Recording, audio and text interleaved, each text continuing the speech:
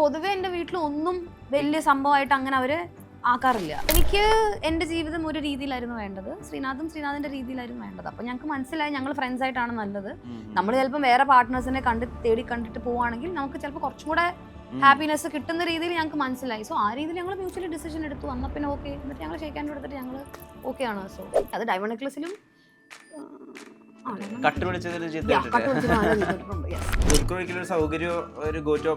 ഞാൻ ആരും ഒരു സൗകര്യം ഗോട്ടു ഓപ്ഷൻ ആയിട്ട് ഞാൻ ആരും വെച്ചിട്ടില്ല. ഞാൻ പണ്ട് ഞാൻ ട്രാവൽ ചെയ്തുകൊണ്ട് എനിക്ക് ഓർമ്മയുണ്ട് 2012 സെക്കൻഡ് ഷോ ഡയമണ്ട് നെക്ലസ് ഒക്കെ ഇറങ്ങിയ സമയത്ത് ഞാൻ ട്രിവാൻഡ്രത്ത് കോളേജിൽ പഠിക്കുമായിരുന്നു.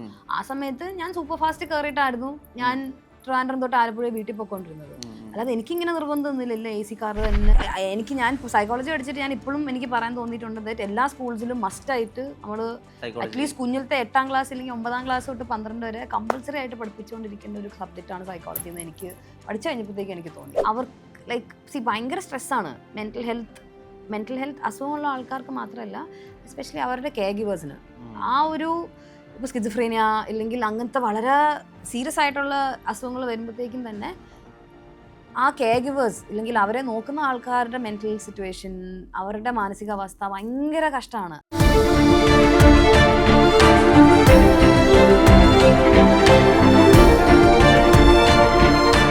Own your pride. Pride Diamond Collections by Joya Lucas, world's favorite jeweler. Ayurveda മർമ്മ ചികിത്സയുടെ അവസാന വാക്ക്. ഓർത്തോ ന്യൂറോ രോഗചികിത്സയിൽ വർഷങ്ങളുടെ പാരമ്പര്യം.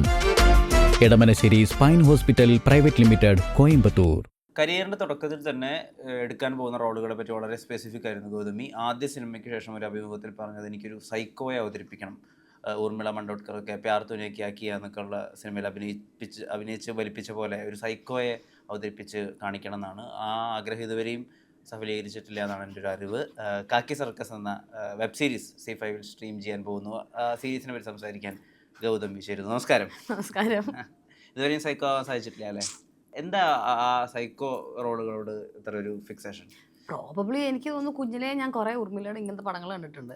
അപ്പം ആ ഒരു നമുക്ക് എന്തും കാണിക്കാനായിട്ടുള്ളൊരു എക്സെൻട്രിക് ഒരു സ്പേസ് ഉണ്ടല്ലോ. എന്ന് വെച്ചാൽ കുറച്ച് എനിക്കിപ്പോഴേക്കും ഈ മറ്റേ ജോക്കർ അങ്ങനത്തെ സിനിമകളൊക്കെ കാണുമ്പോഴത്തേക്കും ഒരു ടെംപ്ലേറ്റ് കാണും. പക്ഷെ ആ ടെംപ്ലേറ്റിൽ നിന്ന് മാറിപ്പോയിട്ട് എന്ത് കാണിച്ചാലും അതൊരു ക്യാരക്ടറിന്റെ ഒരു ഇതായിട്ട് തോന്നുമല്ലോ. അപ്പം ആ ഒരു ക്രിയേറ്റീവ് സ്പേസ് ആണെന്ന് തോന്നുന്നു എനിക്ക് അവിടെ ഇഷ്ടം. ഈ ഹെത്ത് ലെഡ്ജറുടെ ജോക്കറിനെയാണോ വാക്കിൻ ഫീനിക്സിന്റെ ജോക്കറിനെയാണോ കൂടുതൽ ഇഷ്ടം? അത് എനിക്ക് രണ്ടും ഒന്നും. അത് ഹീത്ത് ലെഡ്ജറിന്റെ എന്താണ്, അത് ഒരു ഗോട്ടാണ് ആണ്. പക്ഷേ വാക്കിൻ ഫീനിക്സ് ആണെങ്കിൽ നമുക്ക് അത് കുറ്റം പറയാൻ പറ്റില്ല. കാരണം പുള്ളിക്ക് കൊടുത്ത സാധനം പുള്ളി വൃത്തിക്ക് ചെയ്തു. ആ പടം നല്ല വൃത്തിക്ക് വരികയും ചെയ്തു. സോ അങ്ങനെ രണ്ടുപേരുടെ എനിക്ക് രണ്ട് രീതിയിലാണ് രണ്ട് ജോക്കേഴ്സും. സോ കാക്കി സർക്കസിൽ പറഞ്ഞ പോലെ മൊത്തം ഒരു തമിഴ് സെറ്റിങ്ങിലാണ് ഉള്ളത്. ഇതൊരു മലയാളം വെബ് സീരീസ് ആണെന്ന് നമ്മൾ പറഞ്ഞാലാണ് ആളുകൾക്ക് മനസ്സിലാവുക. അല്ല, മലയാളം വെബ് സീരീസ് മൊത്തത്തിൽ പറയാൻ പറ്റത്തില്ല. ആക്ച്വലി തമിഴാണ്. തമിഴിന് പ്രഡോമിനന്റ്ലി തമിഴ് ഡയലോഗ്സ് ആണ്. എൻ്റെ പോർഷന് ഫുൾ മലയാളമാണ്. രാജേഷേട്ടൻ്റെ ക്യാരക്ടറും എൻ്റെ ക്യാരക്ടർ കോമ്പിനേഷൻ വരുന്ന കുറേ സ്ഥലത്ത് മലയാളമാണ്, ബാക്കി കുറേ സ്ഥലത്ത് തമിഴാണ്. സോ മലയാളം ഒന്നും പറയാൻ പറ്റില്ല, തമിഴൊന്നും പറയാൻ പറ്റില്ല. പക്ഷെ പ്രഡോമിനന്റ്ലി എന്താണ് തമിഴാണ് പോകുന്നത്. കുറച്ച് മലയാളം ഇങ്ങനെ കയറി വരും. നമ്മൾ ലഞ്ച് ബോക്സ് എടുത്ത് നോക്കുകയാണെങ്കിൽ അതിൽ ഇർഫാൻ ഖാൻ അതിനകത്ത് അവരുടെ വൈഫ് മരിച്ചതിന് ശേഷം സ്ഥിരമായിട്ടൊരു സീരിയൽ പ്ലേ ചെയ്തിട്ട് പുറത്ത് പോയി സിഗരറ്റ് വലിച്ചിട്ട് ആ സീരിയൽ പ്ലേ ചെയ്യുന്ന TV-യിലേക്ക് ഇങ്ങനെ നോക്കുന്നൊരു ഷോട്ടുണ്ട്. സോ ആളുടെ കണ്ണുകളിൽ കാണാം ഭാര്യയെ എത്രത്തോളം മിസ് ചെയ്യുന്നുണ്ട്, ഭാര്യയ്ക്ക് എന്തുമാത്രം സ്നേഹം കൊടുത്തിട്ടില്ല. ഇപ്പോൾ സെയിം വിത്ത് ഈ ഫഹദ് ഫാസിൽ 93 ദൃക്സാക്ഷിയിൽ അയാളുടെ എത്രമാത്രം അയാൾ ക്യൂട്ടാണെന്ന ഫസ്റ്റ് കണ്ണുകൾ എസ്റ്റാബ്ലിഷ് ചെയ്യുന്ന ഷോട്ട്സിലാണ് കാണുന്നത്. ഇനിയും ഗൗതമിയുടെ കണ്ണുകൾ വേണ്ട വിധത്തിൽ ഉപയോഗിച്ചിട്ടില്ല, അങ്ങനെ തോന്നിയിട്ടുണ്ടോ? അങ്ങനൊന്നും എനിക്കറിയത്തില്ല. അത് ആൾക്കാർ പറയുന്നു, ഞാനത് വളരെ ഹംബിളി നന്ദി പറയുന്നു. പക്ഷെ ലൈക്ക് ഐ സെഡ്, എനിക്ക് പറ്റുന്ന രീതിയിൽ ഞാൻ എന്തൊക്കെയോ കാണിക്കുന്നു, അത് എന്തൊക്കെയോ ആവുന്നു, അത്രേ ഉള്ളൂ എനിക്ക് പറയാൻ. പക്ഷെ കുറച്ചുകൂടി ഇമോട്ട് ചെയ്യാം, സോ ദാറ്റ് വലിയ കണ്ണുകൾ ആ രീതിയിലൊരു സ്കോപ്പാണ്, അങ്ങനെ ആലോചിച്ചിട്ടേ ഇല്ല. എനിക്കറിയാം ഞാൻ അഭിനയിക്കുമ്പോൾ എൻ്റെ ഏറ്റവും വലിയ സ്ട്രെങ്ത് എൻ്റെ കണ്ണാണ്. കാരണം എനിക്ക് കുറെ പണി എളുപ്പമാവാറുണ്ട്. അത്രയും ലൈക്ക് ബാക്കി മുഖത്ത് ഭാവങ്ങളും സംഭവങ്ങളും അധികം ഓവർ എക്സാജറേറ്റ് ചെയ്തില്ലെങ്കിലും എനിക്ക് കണ്ണ് വേണ്ട രീതിയിൽ ഉപയോഗിച്ചാൽ പണി നടന്നു പോകുന്നുണ്ട്. സോ ആ രീതിയിൽ ഞാൻ മാക്സിമം എനിക്ക് പറ്റുന്ന രീതിയിൽ ഞാൻ ചെയ്യാറുണ്ട്. പണി തിരിച്ചും കിട്ടിയിട്ടില്ലേ? ഇപ്പൊ സെക്കൻഡ് ഷോ എന്നുള്ള സിനിമയുടെ അകത്ത് ഒരു ഷോട്ട് ശരിയാകുന്നില്ല, അപ്പോൾ രോഹിണി മാം ചൂടാവുന്നു, പെട്ടെന്ന് ആകെ സീൻ മൊത്തം ആളുകൾ പേടിക്കുന്നു, ഗൗതമി കുറച്ച് കരയുന്നു, അങ്ങനെ പിടിച്ചിട്ടുള്ള ഷോട്ടിൽ ശരിക്കുള്ള കണ്ണീരാണെന്ന് കേട്ടിട്ടുണ്ട്. അയ്യോ, ഇതൊക്കെ സെക്കൻഡ് ഷോന്റെ സമയത്ത് ചാൻസ് ഉണ്ട്. കാരണം എന്താ സംഭവം എന്ന് വെച്ചാൽ ആ പടത്തിൽ ഞങ്ങൾ എല്ലാവരും ന്യൂ കമേഴ്സ് ആണല്ലോ.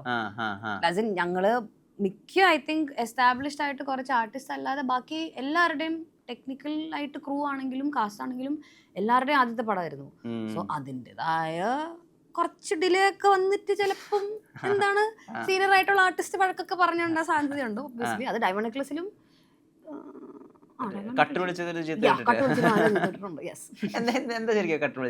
അതെന്താ സംഭവിച്ചെന്ന് വെച്ചാൽ എനിക്ക് നല്ല ഓർമ്മയുണ്ട്. ഞങ്ങൾ ആ മറ്റേ ഡയമണ്ട് നെക്ലസിൽ ആ പാട്ടിന്റെ ഇടയില് ആ പാട്ടിന്റെ ഇടയില് ഞാനും ഫഹദും കൂടെ മറ്റേ ആ ഒരു ബെല്ലി ഡാൻസിങ് ഒരു പുള്ളിക്കാരി ഉണ്ടല്ലോ, ഞാൻ ഇടയ്ക്ക് ക്യാരക്ടർ വിട്ട് ഞാനായി മാറി ഞാൻ ഡാൻസ് കളിക്കാൻ തുടങ്ങി. അപ്പൊ ഞാൻ അറിയാതെ ഞാൻ ഓർത്തു അയ്യോ ക്യാരക്ടർ മാറിയല്ലോ എന്ന് ഞാൻ തന്നെ അറിയാതെ കട്ട് വിളിച്ചപ്പോഴത്തേക്കും ഫുൾ സീനായി. അവിടെ പിന്നെ വഴക്ക് പറഞ്ഞു, സ്വയം കട്ട് വിളിച്ചു, ഞാൻ തന്നെ കട്ട് പറഞ്ഞു. സോ അതാണ് വഴക്ക് കിട്ടിയത്. ഈ ഇപ്പോൾ നമ്മൾ ഡയറക്ഷൻ സൈഡിലൂടെ വർക്ക് ചെയ്തത് കൊണ്ട് ഇതിനെ കുറച്ചുകൂടിയൊക്കെ ടെക്നിക്കലി സമീപിക്കാം. അതായത് ഇപ്പോൾ എൻ്റെ ഇത്രയല്ലേ വരുന്നുള്ളൂ, അപ്പോൾ ഞാൻ ഇതിനിങ്ങനെ ഈ ലെൻസാണ് അവിടെ ഉള്ളത്, സോ ദാറ്റ് ഞാൻ ഇങ്ങനെ അഭിനയിച്ചാൽ മതി, അല്ലെങ്കിൽ ഈ ടെലിയാണ് ഇട്ടിരിക്കുന്നത്, സോ അല്ലെങ്കിൽ ഇതൊരു ഹൈ സ്പീഡ് ഷോട്ടാണ്, അപ്പോൾ ഞാൻ ഇതിനെ ഇങ്ങനെയാണ് ഇമോട്ട് ചെയ്യേണ്ടത്. ഇപ്പോൾ ഒരു സ്ലോ മോഷൻ ഷോട്ടാണെങ്കിൽ ഹൈ സ്പീഡ് ക്യാമറയാണ്, ആ സമയത്ത് ലിറിക്സ് അതിലും സ്പീഡിലായിരിക്കും. സോ ദാറ്റ് അങ്ങനെ ഇതൊരു കുറച്ചുകൂടി ടെക്നിക്കൽ ആയിട്ടുള്ള ഒരു കാര്യം കൂടിയാണല്ലോ. അല്ലെങ്കിൽ ഈ ആക്സിസ് ഇങ്ങനെയാണ്, ഫോക്കസ് ഇങ്ങനെ വരണം. സോ ഈ ഡയറക്ഷൻ സൈഡിലേക്ക് ഒരു ഇൻക്ലിനേഷൻ ഉണ്ടായത് എപ്പോഴെങ്കിലും ആക്ടിങ്ങിനെ കോംപ്ലിമെന്റ് ചെയ്തിട്ടുണ്ടോ? ഡയറക്ഷൻ ചെയ്ത് കഴിഞ്ഞിട്ട് യെസ് ഡെഫിനറ്റ്ലി. കാരണം ഇപ്പം നിങ്ങൾ പറഞ്ഞ പോലെ തന്നെ ഇപ്പം ലെൻസ് ഇത്രയാണ്, ലൈറ്റ് എവിടെ നിന്ന് വരുന്നു, ലൈക്ക് ഇന്ന കുറച്ച് ടെക്നിക്കലി നമുക്ക് അറിഞ്ഞിരിക്കേണ്ട കുറേ കാര്യങ്ങൾ ഒബ്വിയസ്ലി നമ്മൾ കുറച്ചും കൂടെ ക്രാഫ്റ്റ് ബെറ്റർ ആക്കുമെന്ന് എനിക്ക് തോന്നിയിട്ടുണ്ട്. ഇപ്പം സെക്കൻഡ് ഷോ എന്നുള്ള സിനിമ ആലോചിക്കുമ്പോഴേ ഒരുപാട് ഷോട്ടുകളിൽ എനിക്ക് ഏറ്റവും എൻ്റെ ഹൃദയത്തിൽ തൊട്ടൊരു ഷോട്ട്, ഈ ബെൻസ് കാർ തൊട്ട് ഇങ്ങനെ മഴയത്ത് പോകുന്നൊരു ഷോട്ടുണ്ട്. എന്തായിരുന്നു അപ്പൊ കിട്ടിയ ബ്രീഫ്? ഇതെങ്ങനെ ചെയ്യണം എന്നായിരുന്നു പറഞ്ഞിട്ടുണ്ട്? എന്റെ അമ്മേ, ഇതിപ്പോ 2011 കാര്യമൊക്കെ എന്നോട് ചോദിച്ചാൽ ഞാനിപ്പോ എന്താ ഓർത്തെടുക്കുക? അതിന് ഭയങ്കര വല്ലാത്തൊരു ഐഡന്റിറ്റി ഉണ്ട് ആ ഷോട്ടിന്. ഇല്ല, എന്നോട് എന്താ പറഞ്ഞത്? ഇത്ര പറഞ്ഞുള്ളൂ, ഇങ്ങനെ മഴ പെയ്യുവാണ്, ഇങ്ങനെ കുട പിടിച്ചിട്ട് ഇങ്ങനെ ബേസിക്കലി ആ ക്യാരക്ടറിന്റെ ആ എനിക്ക് ഒന്ന് ശ്രീനാഥ് ആ സമയത്ത് അത് മൊത്തം പറഞ്ഞായിരുന്നു. ഇങ്ങനെ ഒരു കോംപ്ലിക്കേഷൻ ഉണ്ട്, ഇങ്ങനെ ഒരു ഡിലമയുണ്ട്, ഇതാണ് സംഭവം. എന്നിട്ട് തിരിഞ്ഞ് വിഷമിച്ച് തിരിഞ്ഞ് ഇങ്ങോട്ട് നോക്കുക. പിന്നെ അത് മാത്രമല്ല, ഞങ്ങള് സെക്കൻഡ് ഷോ ഞാൻ സെറ്റിലല്ല ആദ്യമായിട്ട് ഞാൻ പെർഫോം ചെയ്യുന്നത്. കാരണം ഞങ്ങൾ ഷൂട്ട് ചെയ്യുന്നതിന് മുമ്പേ കുറെ ആക്ടിങ് വർക്ക്ഷോപ്പും ക്യാമ്പും ഉണ്ടായിരുന്നല്ലോ. സോ ആ രീതിയിൽ പോയതുകൊണ്ടും ഐ തിങ്ക് കുറെയൊക്കെ നമ്മൾ റിഹേഴ്സ് ചെയ്ത് സെറ്റ് ആയതുകൊണ്ട് ഷോട്ടിലേക്ക് അങ്ങനെ നമുക്ക് അധികം ഇത് പോകേണ്ടി വന്നില്ല. ഓക്കെ, ഇന്ന് ഇത് ഇങ്ങനെ കാർ ഇങ്ങനെ തൊട്ടിട്ട് ഇങ്ങനെ പോവാ, എന്നിട്ട് തിരിഞ്ഞിട്ട് വിഷമത്തോടെ അങ്ങനെ നോക്കിയപ്പോഴത്തേക്കും നമുക്ക് അങ്ങനെ കാണുന്ന തോന്നുന്നു. ബ്രീഫ് എനിക്ക് കിട്ടും. എനിക്ക് സത്യമായിട്ട് ഓർമ്മയില്ല, കുറേ നാളായല്ലോ. ആളുകൾ ചോദ്യം എടുത്ത് പറയുന്നത് ആദ്യത്തെ 2 സിനിമകളാണല്ലോ.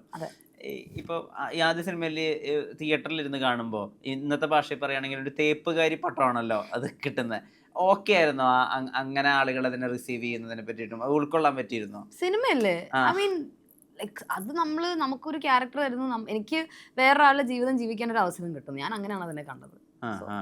അതെല്ലാ സിനിമയിലും എല്ലാ കഥാപാത്രങ്ങളും ലൈഫിൽ അങ്ങനെ ആയിട്ടാണ് ഞാൻ കാണുന്നത്. ഗൗതം എപ്പോഴും ഇങ്ങനത്തെ തിയറി പറയുന്നത് കേട്ടിട്ടുണ്ട്. അതായത് ഒരു ജീവിതത്തിൽ എനിക്ക് 100 ജീവിതങ്ങൾ ജീവിക്കാൻ പറ്റുന്നുണ്ടെങ്കിൽ അതാണ് സിനിമ. പക്ഷെ ശരിക്കും ഈ 100 ജീവിതങ്ങൾ ജീവിക്കാൻ പറ്റാത്ത സന്ദർഭം ഉണ്ടാവുന്നുണ്ടല്ലോ. അതായത് ബാക്ക് ടു ബാക്ക് സിനിമ കിട്ടാത്ത സന്ദർഭം ഉണ്ടാവുമല്ലോ. അപ്പൊ ഈ ക്രാഫ്റ്റിനെ എങ്ങനെയാ പ്രതീക്ഷയോടുകൂടി നോക്കിക്കാണുക? ഈ സിനിമ വരും, എൻ്റെ കാലിബറിന് പറ്റുന്ന എനിക്ക് ചെയ്യാൻ സ്കോപ്പുള്ള സിനിമ വരും, അതിനൊരു മാനിഫെസ്റ്റേഷൻ, അതിനൊരു വിൽ പവർ വേണ്ടേ? അതെങ്ങനെ ഉണ്ടാക്കും? ഇത് അങ്ങനെയൊക്കെ ഞാൻ ചിന്തിച്ചിട്ടുണ്ടോ എന്ന് എനിക്ക് അറിയത്തില്ല. എനിക്കിപ്പം നമുക്ക് ഇൻഡസ്ട്രിയിൽ നമ്മളെ ഓർക്കാനായിട്ട് നമുക്ക് ചെയ്യേണ്ട കുറച്ച് കാര്യങ്ങളുണ്ട്. ആ രീതിയിൽ ഞാൻ മാക്സിമം അതെ നെറ്റ്വർക്കിംഗ്, ഇല്ലെങ്കിൽ ഫോട്ടോഷൂട്ട്സ്, ഇല്ലെങ്കിൽ വർഷത്തിൽ ഒരിക്കൽ ഇങ്ങനെ ഓരോ പ്രോജക്റ്റ് ഒക്കെ വരുമ്പോഴത്തേക്കും ഇത് ഇറങ്ങുമ്പോഴത്തേക്കും ആൾക്കാർ വീണ്ടും ഉണ്ടല്ലോ എന്നുള്ള രീതിയിൽ വരും. അല്ലാതെ ഞാൻ അങ്ങനെ ഇപ്പം അങ്ങനെ അത്രക്കൊന്നും ഞാൻ മുന്നോട്ടൊന്നും ചിന്തിച്ചിട്ടില്ല. ഇതിപ്പോ ഇങ്ങനെ പാഷൻ ആവുമ്പോ ഇത് ഭയങ്കര റെഗുലർ ആയിട്ടുള്ള ഇന്റർവെൽസിൽ ഇത് കിട്ടിയിട്ടില്ലെങ്കിൽ അതിനൊരു ബുദ്ധിമുട്ട് അങ്ങനെ ഫീൽ ചെയ്യില്ല? വിഷമം ഉണ്ടോ എന്ന് ചോദിച്ചാൽ ഉണ്ട്. പക്ഷെ ആ സമയത്ത് ഞാൻ വീട്ടിൽ വെറുതെ ഇരിക്കുകയായിരുന്നെങ്കിൽ ഡെഫിനറ്റ്ലി അത് എന്നെ നല്ലോണം ബോദർ ചെയ്തേനെ. പക്ഷെ എനിക്ക് ഫ്രീ ആയിട്ടുള്ള സമയം മൊത്തം ഞാൻ പഠിത്തത്തിലേക്കാണ് കൊടുക്കുന്നത്. സോ സൈക്കോളജി പഠിക്കുന്നതുകൊണ്ട് അവിടെയും ഞാൻ എൻ്റെ രീതിയിൽ ഹ്യൂമൻ ബിഹേവിയർ പഠിക്കുകയാണ്, ആൾക്കാരെ പഠിക്കുന്ന രീതി മനസ്സിലാക്കുകയാണ്. സോ ഇവിടെ പഠിക്കുന്നതൊക്കെ ഞാൻ ഇപ്പുറത്ത് ചിലപ്പോൾ ഇപ്പുറത്ത് വിടും. സോ എല്ലാം ഒരു ബാലൻസിൻ്റെ രീതിയിലാണ് ഞാൻ പോകുന്നത്. ഈ സൈക്കോളജി പഠിച്ചത് ജീവിതത്തെ എളുപ്പാക്കിയിട്ടുണ്ട്. പിന്നെ അയ്യോ, I think that has been one of the biggest blessings of my life, psychology പഠിച്ചത്. എങ്ങനെ ഒരു ചെറിയൊരു എക്സാമ്പിൾ? അല്ല, കുറേ. കാരണം സൈക്കോളജി പഠിച്ചത് തന്നെ എനിക്ക് എന്നെ കുറച്ചും കൂടി വൃത്തിക്ക് മനസ്സിലാക്കാൻ പറ്റിയിട്ടുണ്ട്. നമുക്ക് like your perception on how to see life കുറേ മാറും. ലൈക്ക് ബുദ്ധിമുട്ടുള്ള അവസരങ്ങൾ വരുമ്പോഴത്തേക്കും എങ്ങനെ മുന്നോട്ട് പോകണം, ലൈക്ക് സന്തോഷിക്കുന്ന സിറ്റുവേഷൻസ് വരുമ്പോഴത്തേക്കും അതെങ്ങനെ ഹാൻഡിൽ ചെയ്യണം, ലൈക്ക് നല്ലൊരു ബാലൻസ് മെയിൻറ്റെയിൻ ചെയ്ത് പോകാൻ പറ്റുന്നത്. പിന്നെ ഇന്റർപേഴ്സണൽ റിലേഷൻഷിപ്സ് ആണെങ്കിലും മൊത്തത്തിലൊരു ഞാൻ സൈക്കോളജി പഠിച്ചിട്ട് ഞാൻ ഇപ്പോഴും എനിക്ക് പറയാൻ തോന്നിയിട്ടുണ്ട് ദാറ്റ് എല്ലാ സ്കൂൾസിലും മസ്റ്റായിട്ട് നമ്മൾ അറ്റ്ലീസ്റ്റ് കുഞ്ഞിലത്തെ 8ാം ക്ലാസ് അല്ലെങ്കിൽ 9ാം ക്ലാസ് തൊട്ട് 12 വരെ കമ്പൾസറി ആയിട്ട് പഠിപ്പിച്ചുകൊണ്ടിരിക്കേണ്ട ഒരു സബ്ജക്റ്റാണ് സൈക്കോളജി എന്ന് എനിക്ക് പഠിച്ചു കഴിഞ്ഞപ്പോഴത്തേക്ക് എനിക്ക് തോന്നി. കാരണം പല രീതിയിലും ആൾക്കാർക്ക് ഇപ്പോൾ ഉള്ള പ്രശ്നങ്ങൾ ഒരു കുറച്ച് ബേസിക് സൈക്കോളജി ആ പഠിക്കേണ്ട രീതിയിൽ നമ്മൾ അറ്റ്ലീസ്റ്റ് അറിയുവാണെങ്കിൽ തന്നെ വളരെ വ്യത്യാസം ആൾക്കാരുടെ ജീവിതത്തിൽ ഉണ്ടാക്കുമെന്ന് എനിക്ക് തോന്നിയിട്ടുണ്ട്. ഇപ്പോൾ ഈ സൈക്കോളജി ഒരുപാട് ടേംസ് നമ്മുടെ ഇൻസ്റ്റാഗ്രാമിലൊക്കെ കിടന്ന് ഇങ്ങനെ പരന്ന് നടക്കുന്നുണ്ടല്ലോ. പലപ്പോഴും ചെറിയൊരു വിഷമം ഉണ്ടാകും. പക്ഷേ ഇപ്പോൾ ഒരു സെം എക്സാമിന് തോറ്റു, അല്ലെങ്കിൽ ഒരു കുട്ടിയായിട്ട് ബ്രേക്കപ്പ് ഉണ്ടായി, അപ്പോഴൊക്കെ ആളുകൾ പറയുന്നത് ഞാൻ ഡിപ്രസ്ഡാണ്. ഈ ഡിപ്രഷനും സാഡ്നെസ്സും തമ്മിൽ ഒരു വരയ്ക്കാൻ പറ്റുന്നില്ല ഈ ഇൻസ്റ്റാഗ്രാമിൽ ഒരുപാട് നോക്കുന്ന ആളുകൾക്ക്. അങ്ങനൊരു കാഴ്ചപ്പാടുണ്ടോ? പൊതുവേ എനിക്ക് തോന്നുന്നു നമ്മൾ ഈ ടെക്നിക്കലി ഇല്ലെങ്കിൽ നമ്മൾ ക്ലിനിക്കലി ഡയഗ്നോസ് ചെയ്യാൻ യൂസ് ചെയ്യുന്ന കുറേ ടേംസ് പൊതുവേ ഇപ്പം മെന്റൽ ഹെൽത്ത് അവയർനെസ് കൂടിയിട്ട് ആൾക്കാർ വളരെ കൂടിയിട്ടെന്ന് വെച്ചാൽ കൂടുതൽ നല്ലതാണ്, പക്ഷെ അത് വളരെ ലൂസായിട്ടാണ് ടേംസ് യൂസ് ചെയ്യുന്നത്. സോ പലപ്പോഴും നമ്മൾ ഉപയോഗിക്കുന്ന ആ ടേംസിന്റെ ഡെപ്ത് അല്ലെങ്കിൽ ആ സിറ്റുവേഷന്റെ ഗ്രാവിറ്റി മനസ്സിലാക്കാതെയാണ് കുറേ പേര് ഉപയോഗിക്കുന്നത് എനിക്ക് തോന്നിയിട്ടുണ്ട്. സോ അത് ശരിക്കും അത് അനുഭവിക്കുന്ന ആൾക്കാരുടെ പെയിനിനെ നമ്മൾ ചെറുതായിട്ട് കണ്ടുപോകുന്നുണ്ടോ എന്നൊക്കെ എനിക്ക് തോന്നൽ വന്നിട്ടുണ്ട്. So I think people should be little more careful. ഇപ്പോൾ ഒരാളോട് പെരുമാറുന്ന രീതി ശരിയല്ല. ഒരാളോട് ഇപ്പോൾ ബഹുമാനത്തോടു കൂടി അല്ലെങ്കിൽ എമ്പതിയോടുകൂടി പെരുമാറാൻ ഒരാൾക്ക് ഒരു സ്വഭാവദൂഷ്യം ഉണ്ടെന്ന് വിചാരിക്കാം. അതിനയാൾ എനിക്ക് ഇന്ന് മൂഡ് സ്വിങ്സ് ആണ് എന്നൊക്കെ പറയുന്നത് അത് തെറ്റാണ്. നമ്മൾ നമുക്ക് എല്ലാവർക്കും ഈ നമ്മൾ സൈക്കോളജിയിൽ പറയുന്ന ഈ അസുഖങ്ങൾക്കൊക്കെ ഉണ്ടാകുന്ന എന്താണ് ട്രേറ്റ്സ് എന്ന് വേണമെങ്കിൽ പറയാം. അത് നമ്മുടെ എല്ലാവരുടെ ഉള്ളിലുണ്ട്, അതെല്ലാവർക്കും കാണും. അതെന്ന് വെച്ചിട്ട് നമുക്ക് എല്ലാവർക്കും അസുഖം ഉണ്ടാകണമെന്ന് നിർബന്ധമില്ല. ഈ ചില കാര്യങ്ങൾ നമ്മുടെ ഡെയിലി ലൈഫിനെ എഫക്റ്റ് ചെയ്യുന്നു, നമ്മുടെ ജീവിതത്തിനെ എഫക്റ്റ് ചെയ്യുന്നു, നമ്മുടെ ഫങ്ഷനാലിറ്റിനെ എഫക്റ്റ് ചെയ്യുന്നു, നമ്മുടെ ചുറ്റുമുള്ള ആൾക്കാരുടെ ജീവിതത്തിനെ എഫക്റ്റ് ചെയ്യുന്ന രീതിയിൽ എത്തുമ്പോഴത്തേക്കാണ് നമ്മളത് ക്ലിനിക്കലി ഡയഗ്നോസ് ചെയ്തിട്ട് അത് പ്രശ്നമായിട്ട് കാണുന്നത്. അല്ലാതെ നമുക്കൊക്കെ എല്ലാവർക്കും ഡെയിലി അപ്സ് ആൻഡ് ഡൗൺസ് ഉണ്ടാകും. അതിനൊക്കെ ഇത്രയ്ക്കും ക്രിട്ടിക്കലായിട്ട് കണ്ടാൽ അത് കുറച്ച് പാടാണെന്ന് എനിക്ക് തോന്നുന്നത്. മലയാളത്തിൽ കണ്ടിട്ടുള്ള ഏറ്റവും മികച്ച സൈക്കോളജിക്കൽ ത്രില്ലർ ഏതാ? അങ്ങനെ നോക്കിയാണെങ്കിൽ ഞാൻ മണിച്ചിത്രത്താഴെന്നേ പറയത്തുള്ളൂ എനിക്ക് പേഴ്സണലി. അത് ഞാൻ ചിലപ്പോൾ അത്രയും കുഞ്ഞിലെ തൊട്ടേ കണ്ട് എനിക്ക് ആ സമയത്ത് പോലും അവർ അത്രയ്ക്കും കൺവിൻസിങ് ആയിട്ടാണ് ചെയ്തിട്ടുള്ളത്. സോ ഐ ഫീൽ പേഴ്സണലി എനിക്ക് ആസ് എ മൂവി എനിക്ക് ഒബ്വിയസ്ലി മണിച്ചിത്രത്താഴ് മാത്രമല്ല, അതിന്റെ മുന്നേ മറ്റേ ഇരകൾ ആ മറ്റേ പടത്തിന്റെ പേരെന്തായിരുന്നു? ഇതാണോ മറ്റേ ശോഭന ചേച്ചി മറ്റേ ബസ് ഇന്നലെ ഒക്കെ പറയുകയാണെങ്കിൽ ഇന്നത്തെ കുറേ കളട്ട് കുറേ കായ്പാടങ്ങളുണ്ടല്ലോ. സോ ഇന്നലെ വളരെ നല്ല പടമാണ്. ഇതിപ്പോ PG കഴിഞ്ഞതിന് ശേഷമേ ഇതിൽ ഉപയോഗിച്ചിട്ടുള്ള ലേയേഴ്സ്, ഇതിലിപ്പോൾ സൈക്കോളജിനെ ട്രീറ്റ് ചെയ്തിട്ടുള്ള വിധം, അതിനെ യൂസ് ചെയ്തിട്ടുള്ള വിധം, അത് കുറച്ചുകൂടി നല്ലൊരു പെർസ്പെക്റ്റീവിൽ മനസ്സിലാക്കാനൊക്കെ സാധിക്കാറുണ്ടോ? എങ്ങനെ? എനിക്ക് സൈക്കോളജി ഇപ്പൊ പഠിച്ചു കഴിഞ്ഞു, അപ്പോൾ അബ്നോർമൽ സൈക്കോളജിയെ പറ്റിയിട്ട് നോർമൽ സൈക്കോളജിയെ പറ്റിയിട്ടൊക്കെ ഒരു ധാരണയുണ്ട്. ഇപ്പൊ ഇന്നലെ എന്നുള്ള സിനിമ എപ്പോഴും നിൽക്കുന്ന ഒരു ബ്രിങ്കിലാണല്ലോ. ഇത് എപ്പോൾ വേണമെങ്കിൽ തിരിയാം, എപ്പോൾ വേണമെങ്കിൽ അവർക്ക് ഓർമ്മ തിരിച്ചു കിട്ടിയാലും പ്രശ്നമാണ്. അപ്പൊ അത് അങ്ങനെ കുറച്ചുകൂടി മനസ്സിലാക്കുമ്പോൾ കുറച്ചുകൂടി ത്രില്ലിംഗ് ആവോ, അല്ലെങ്കിൽ അതിന് കുറച്ചുകൂടി സ്റ്റഡി മെറ്റീരിയൽ ആവോ, അങ്ങനെയൊക്കെ പറ്റാറുണ്ട്?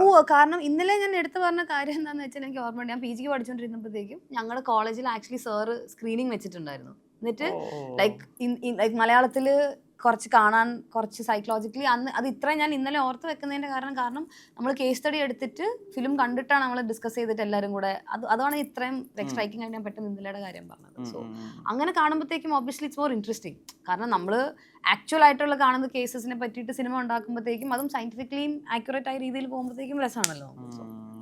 ഗൗതമിയുടെ ഇന്റർവ്യൂസ് ഒക്കെ എടുത്ത് നോക്കുകയാണെങ്കിൽ സ്ഥിരമായിട്ട് 2 ആക്ടേഴ്സിനോട് ഭയങ്കര ഒരു അഡോറേഷൻ ഒക്കെ ഉള്ളതായിട്ട് കണ്ടിട്ടുണ്ട്. ഒന്ന് ജോണി ഡെപ്പും ഒന്ന് അമീർ ഖാനും ആണ്. കാണിച്ചായിരുന്നോ? ഓക്കെ. അപ്പോൾ ഈ രണ്ട് ആക്ടേഴ്സും അവരുടെ ഒരു പെർഫെക്ഷനിസം അവർ സിനിമയോട് കാണിക്കുന്ന ഡിവോഷൻ അവരുടെയൊക്കെ സംസാരിച്ചിട്ടുണ്ട് മുമ്പ്. ഓർമ്മയില്ലാത്തതുകൊണ്ടായിരിക്കില്ല അത്. കാരണം ഇപ്പം ചോദിക്കുമ്പോഴത്തേക്കും മേ ബി എൻ്റെ മനസ്സിൽ ഇർഫാൻ ഖാൻ ഇല്ലെങ്കിൽ എന്താണ് സ്മിത പട്ടേൽ ഇല്ലെങ്കിൽ അങ്ങനത്തെ ഒക്കെ കുറേ ആൾക്കാരും ഇപ്പോൾ അങ്ങനെ വരുമല്ലോ. അപ്പോൾ ഞാൻ ചിലപ്പോൾ ആ സമയത്ത് ഞാൻ ഇത് ഏത് പ്രായത്തിലാണ് ഞാൻ പറഞ്ഞത് പോലും എനിക്കിപ്പോൾ സത്യം പറഞ്ഞു വളരെ വളരെ തുടക്കത്തിലാണ്. അതൊക്കെ ആ പ്രായമൊക്കെ എപ്പോഴേ മാറിക്കാണും. സോ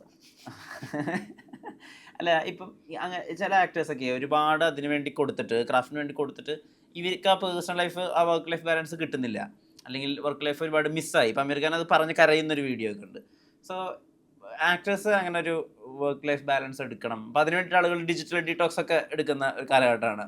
സോ എത്രമാത്രം ഇമ്പോർട്ടൻ്റ് ആ ഒരു നടി അല്ലെങ്കിൽ ഒരു നടന് വർക്ക് ലൈഫ് ബാലൻസ്? കാരണം ഇതിന് അങ്ങനെ ടൈം ഷെഡ്യൂൾ ഒന്നുമില്ല, നിങ്ങൾക്ക് ഷിഫ്റ്റ് വെച്ചിട്ട് അങ്ങനെ ജോലി ചെയ്യാൻ പറ്റില്ലല്ലോ. ഇല്ല. സി വർക്ക് ലൈഫ് ബാലൻസ് എല്ലാ ജോലി മേഖലയിലും ഇമ്പോർട്ടൻ്റ് ആയിട്ടൊരു കാര്യമാണ്. അതിപ്പം സിനിമ ഞാൻ ചിലപ്പോൾ എടുത്തു പറയും പ്രോബബ്ലി ബിക്കോസ് ഇതിനകത്ത് ഇത്രയും പൈസ, ഇത്രയും ഫെയിം, ഇത്രയും എന്താണ് ആൾക്കാർ തമ്മിൽ നമ്മൾ കണ്ടുമുട്ടുന്നു. സോ അങ്ങനെ രീതിയിൽ it's more easy for you to ഒരു ഇമോഷണൽ സ്റ്റെബിലിറ്റി നമുക്ക് എവിടെയെങ്കിലും നമ്മളെ തന്നെ നമ്മൾക്ക് ബോഡി യൂസ് ചെയ്യും. ഈ ഇത്രയും പൈസയും ചെറിയ പ്രായത്തിൽ തന്നെ ഇത്രയും പൈസയും ഇത്രയും ഫെയിമും ഒക്കെ വരുമ്പോഴത്തേക്കും നമുക്ക് വേണ്ട രീതി ചിലപ്പോൾ ക്യാരക്ടർ ഡെവലപ്മെൻറ്റ് നടന്നിട്ടില്ലെങ്കിൽ നമ്മുടേതായ പ്രശ്നങ്ങൾ കാരണം നമുക്ക് പണി കിട്ടാൻ ചാൻസ് ഉണ്ട്.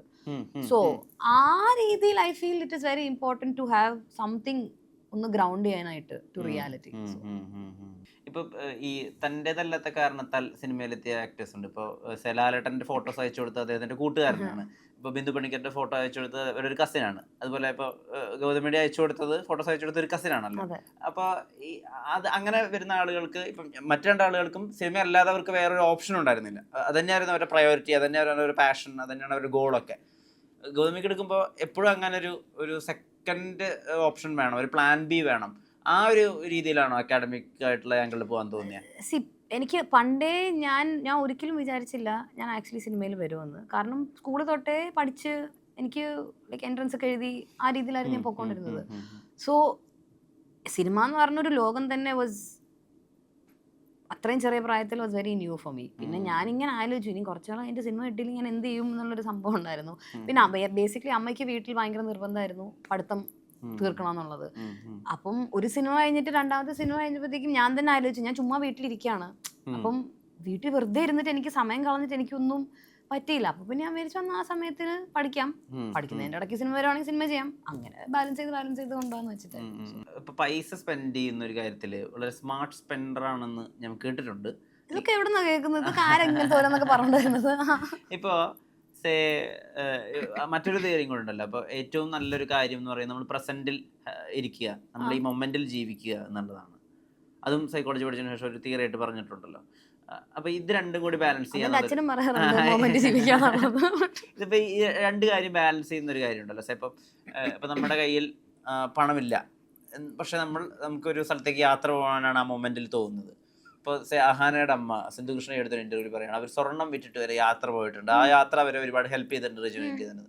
പക്ഷെ അപ്പുറത്ത് നമ്മുടെ മണി ബാലൻസ് അല്ലെങ്കിൽ ഫിനാൻഷ്യൽ ബാലൻസ് എന്ന് പറഞ്ഞൊരു കാര്യം കൂടെ ഉണ്ടല്ലോ, മാനേജ്മെന്റ് എന്ന് പറയുന്ന കാര്യം ഉണ്ടല്ലോ. അപ്പോൾ ലിവ് ഇൻ ദ മൊമെന്റും മണി മാനേജ്മെന്റ് ഇത് എങ്ങനെയാണ് കോറിലേഷൻ വെക്കുക?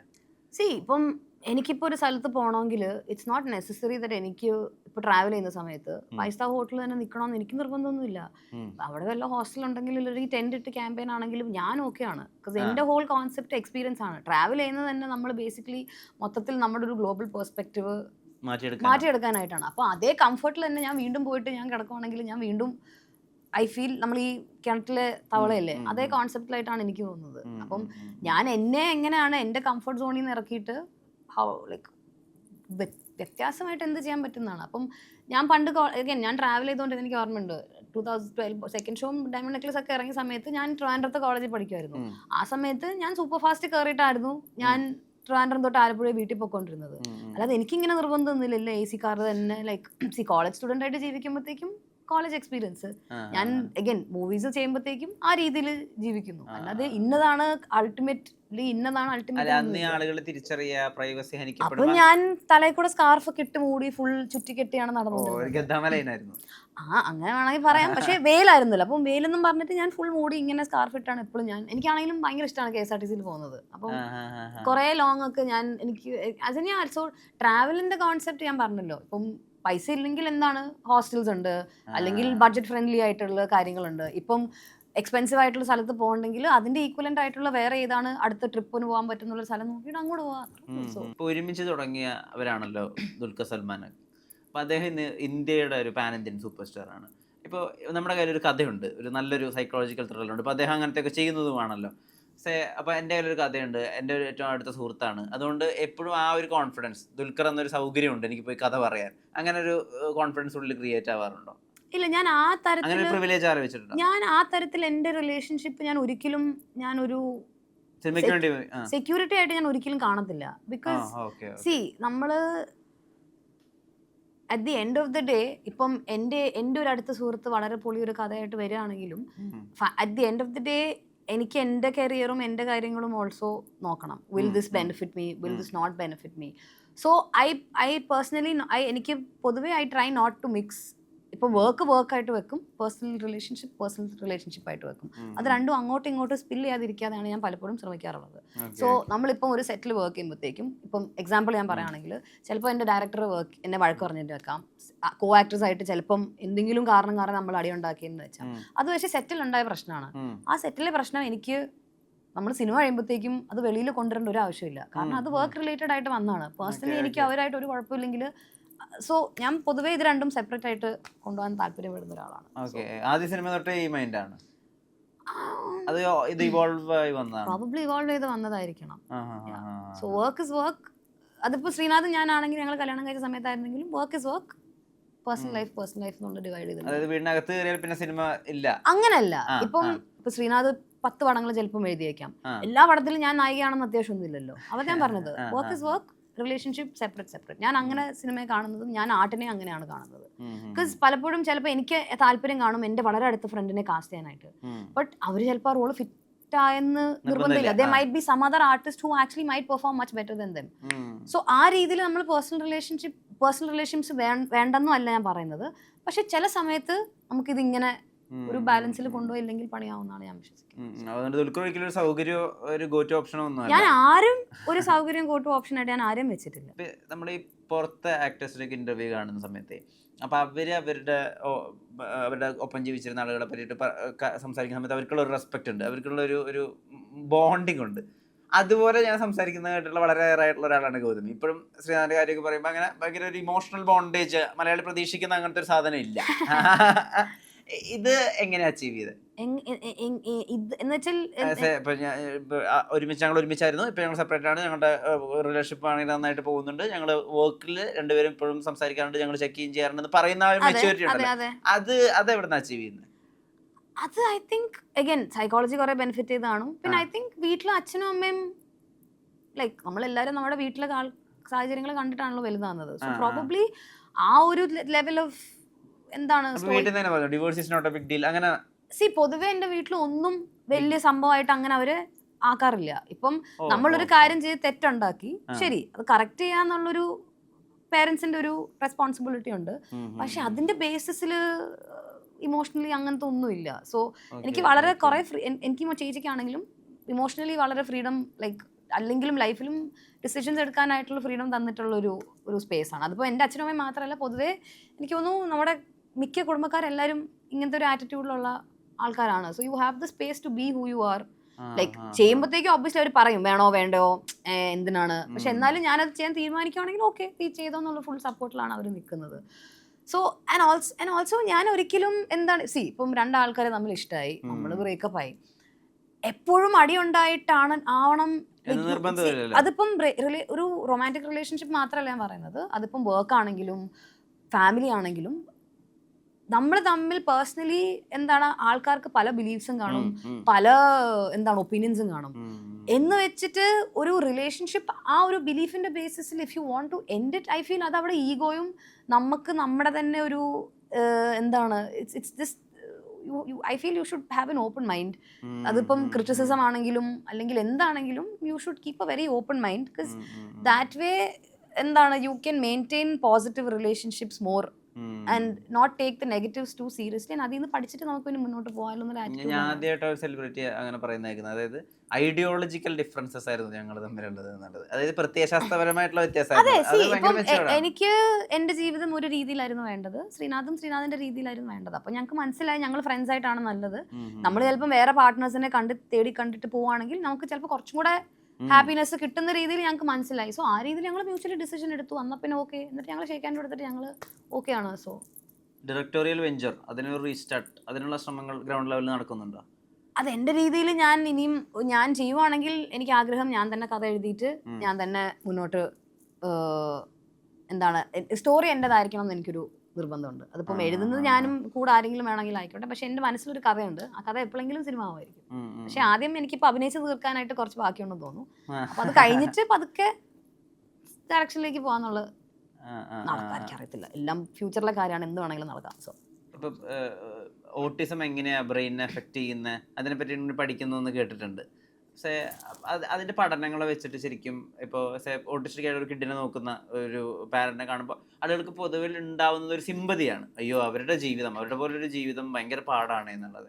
ഇതിന് നമ്മളെങ്ങനെയാണ് കുറച്ചുകൂടി മെച്ചുവേർഡായിട്ട് കുറച്ചുകൂടി ഇമോഷണലി അവർക്കൊരു എമ്പതി കൊടുക്കുന്ന രീതിയിൽ നമ്മളതിനെ മനസ്സിലാക്കേണ്ടത്? കാരണം ഈ അടുത്ത് ഞാനൊരു പോസ്റ്റ് വായിച്ചിരുന്നു. ഇപ്പോൾ ഓട്ടിസം ഉള്ളൊരു കുട്ടിയെ പിടിച്ചുകൊണ്ടൊരു അമ്മ നടക്കുമ്പോൾ അമ്മയോട് സംസാരിച്ചതിന് ശേഷം മകനിപ്പോൾ എത്ര വയസ്സായി എന്ന് ചോദിക്കുന്നത് പോലെ ഒരു വിവേകമില്ലായ്മ വേറെ ഇല്ല എന്നുള്ളത്. ഓക്കെ, സോ ഇതിനെങ്ങനെയാണ് നമ്മൾ അപ്രോച്ച് ചെയ്യേണ്ടത്? അത് അഗൈൻ എനിക്ക് തോന്നുന്നു മൊത്തത്തിൽ സൊസൈറ്റിയിലോ മൊത്തത്തിൽ ഐ തിങ്ക് ഒരു മെന്റൽ ഹെൽത്ത് കുറച്ചും കൂടെ അവയർനെസ്, കുറച്ചും കൂടെ എഡ്യൂക്കേഷൻ. ഞാൻ നേരത്തെ പറഞ്ഞല്ലോ, ലൈക്ക് സ്കൂൾ തൊട്ടേ പഠിപ്പിച്ച് തുടങ്ങേണ്ട കുറച്ച് കാര്യങ്ങളുണ്ട്. ആൻഡ് ഈ പിന്നെ I think more than sympathy അല്ല ഇവർക്കൊക്കെ ആവശ്യം. ലൈക്ക് സിമ്പത്തി ഇവർക്ക് ഫുൾ ടൈം കിട്ടുന്നുണ്ട്. So I think they want people to support them. And അവരുടെ ഇപ്പോഴത്തെ ഒരു ലിവിങ് സിറ്റുവേഷൻ കുറച്ചും കൂടെ ഈസി, അല്ലെങ്കിൽ അവർക്ക് ലൈക്ക് ഭയങ്കര സ്ട്രെസ്സാണ്. മെൻ്റൽ ഹെൽത്ത് അസുഖമുള്ള ആൾക്കാർക്ക് മാത്രമല്ല, എസ്പെഷ്യലി അവരുടെ കെയർ ഗിവേഴ്സിന് ആ ഒരു ഇപ്പോൾ സ്കിസോഫ്രീനിയ ഇല്ലെങ്കിൽ അങ്ങനത്തെ വളരെ സീരിയസ് ആയിട്ടുള്ള അസുഖങ്ങൾ വരുമ്പോഴത്തേക്കും തന്നെ ആ കെയർ ഗിവേഴ്സ് ഇല്ലെങ്കിൽ അവരെ നോക്കുന്ന ആൾക്കാരുടെ മെൻ്റൽ സിറ്റുവേഷൻ, അവരുടെ മാനസികാവസ്ഥ ഭയങ്കര കഷ്ടമാണ്. സോ ഐ തിങ്ക് നമ്മൾ അസുഖമുള്ള ആൾക്കാരെ മാത്രം നോക്കാതെ I think you should also look at the family members, see how you can support them. ഇപ്പം ചെറിയ ചെറിയ കാര്യങ്ങൾ തന്നെ ആയിരിക്കും, പക്ഷെ ആ ചെറിയ കാര്യങ്ങൾ തന്നെ ആയിരിക്കും അവരുടെ ജീവിതം വളരെ എളുപ്പമാക്കുന്നുള്ളത്. സോ ഐ തിങ്ക് ആ രീതിയിൽ ഫോക്കസ് മാറുകയാണെങ്കിൽ ഓഫ് കോഴ്സ്. ശരിക്കും ഇപ്പോൾ ഒന്നിനെയും പേടിയില്ലേ? പേടി ഒന്നിനെയും ഇല്ല എന്നല്ല, എനിക്ക് ചിലപ്പോൾ പല കാര്യങ്ങളും പേടി കാണും. പക്ഷെ ഐ തിങ്ക് പ്രോബബ്ലി മെന്റലി അത് സൈക്കോളജിക്കലി അതിനെ ഒരു നെഗറ്റീവ് സിറ്റുവേഷൻ വരുമ്പോഴത്തേക്കും അതിനെങ്ങനെ ഹാൻഡിൽ ചെയ്യാന്നുള്ളൊരു ബിലീഫ് ഐ തിങ്ക് പ്രോബ്ലി വന്നിട്ടുണ്ട്. അതിപ്പം പ്രായം കൊണ്ടായിരിക്കാം, ജീവിതത്തിൽ ഇത്ര എക്സ്പീരിയൻസസ് കൊണ്ടായിരിക്കാം, പഠിച്ചതിൻ്റെ കൊണ്ടായിരിക്കും, എന്തുവാണെങ്കിലും ആയിരിക്കാം. So I think it's that belief that എന്തായാലും എല്ലാം എന്താണ് എല്ലാ ഉയരത്തിനും ഒരു വീഴ്ച കാണും, ആ വീഴ്ചയിൽ നിന്ന് വീണ്ടും ഒരു ഉയരം കാണും. സോ ഞാൻ ആ ഒരു സൈക്കിളിലാണ്, ഒരു ഗ്രാഫ് പോലെ അങ്ങനെയാണ് ഞാൻ ലൈഫിനെ കാണുന്നത്. ഈ പഠിക്കുമ്പോൾ ഈ സയന്റിഫിക് ടെമ്പർ കൂടുമല്ലോ നമ്മുടെ. സോ ഈ സൊസൈറ്റി ഉണ്ടാക്കുന്ന ചില ബിലീഫ് സിസ്റ്റങ്ങളൊക്കെ ഉണ്ടല്ലോ, ദൈവം, ചില വിശ്വാസങ്ങൾ. അപ്പോൾ ഇതിനൊക്കെ നമുക്ക് ചിലപ്പോൾ ഒന്ന് ബ്രേക്ക് ചെയ്തിട്ട് നമ്മുടെ ഒരു വേർഷൻ ക്രിയേറ്റ് ചെയ്യാൻ നമുക്ക് ചിലപ്പോൾ സെക്കുലർ ആവാൻ തോന്നും, നമ്മൾ ചിലപ്പോൾ എത്തിസ്റ്റായി മാറും. അങ്ങനെയൊക്കെ മാറാറുണ്ടോ? ഞാൻ ഈ റിലിജനും ഇങ്ങനത്തെ കുറെ കാര്യങ്ങൾ നമുക്ക് എന്താ സംഭവം എന്ന് വെച്ചാൽ നമ്മുടെ സൊസൈറ്റിയും കൾച്ചറും വളരെ ഇന്റർമിക്സ്ഡ് ആയിട്ടുള്ള ഒരു കാര്യമാണ്. റിലിജനെ മാറ്റുമ്പോഴത്തേക്കും നമ്മുടെ കുറെ കൾച്ചറൽ ആസ്പെക്ട്സ് പോകും. So I think the whole എന്ന് വെച്ചാൽ ഇപ്പം ലൈക്ക് എങ്ങനെ പറയാം, ഇപ്പൊ കഥകളി അല്ലെങ്കിൽ അങ്ങനത്തെ കുറെ അമ്പലം കാരണം ഉണ്ടായ കുറെ ആർട്ട് ഫോംസ്, അതേപോലെ പള്ളികളായ ഉണ്ടായ കുറെ ആർട്ട് ഫോംസ് ഒക്കെ ഉണ്ട്. So I think everything is ഭയങ്കര ഇന്റർമിക്സ്ഡ് ആണ്. നമ്മൾ എല്ലാത്തിനെയും ഒരു അൾട്ടിമേറ്റ് ബിലീഫ് ആയിട്ട് കാണാതെ ക്വസ്റ്റ്യൻ ചെയ്യാൻ പഠിച്ചാൽ ഐ തിങ്ക് കുറച്ചും കൂടെ ആൾക്കാർ കോഗ്നിസന്റ് ആവും എനിക്ക് തോന്നുന്നു. സെക്യുലർ എന്നല്ല, എനിക്കൊരു ഫോഴ്സിന് എന്തോ ഒരു എനർജി ഉണ്ട്, പക്ഷെ എനിക്ക് അതിനൊരു പേര് വിളിക്കാൻ ഒന്നും ഒരു താല്പര്യമില്ല.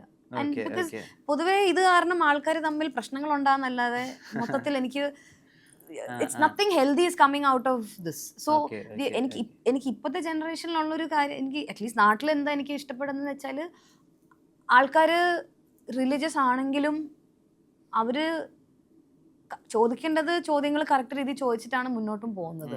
സോ ആ ഒരു ബാലൻസ് മെയിൻറ്റെയിൻ ചെയ്യുവാണെങ്കിൽ ഐ തിങ്ക് നമ്മുടെ സൊസൈറ്റിയിലുള്ള പല പ്രശ്നങ്ങളും ഇല്ലാതാവും. സോ വലിയ കണ്ണുകൾ ആളുകൾ കുറച്ചുകൂടി പ്രായോഗികമായിട്ട് കുറച്ചുകൂടി ക്രിയേറ്റീവ് ആയിട്ട് ഉപയോഗിക്കട്ടെ. നേരത്തിന് ഒരുപാട് നന്ദി. നമസ്കാരം. Thank you so thank you. Much. Thank you.